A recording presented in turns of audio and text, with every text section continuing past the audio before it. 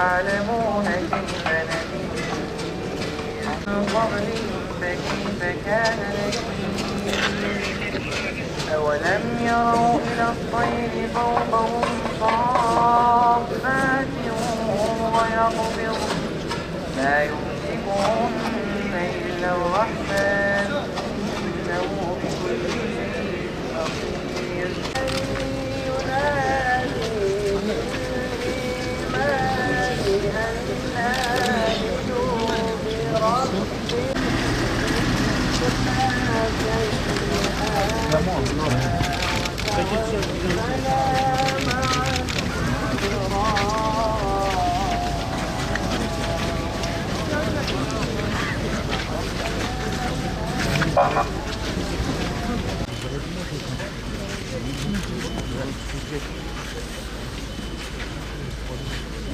Milletvekili senden aylık kaç lira?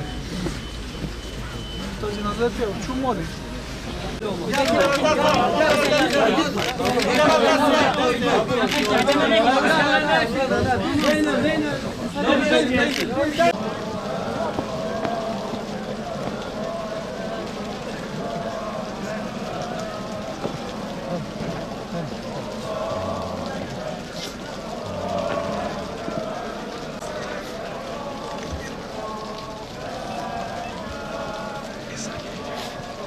Bizde 11'de abi otobüs ne yapalım? Diğer arkadaş var.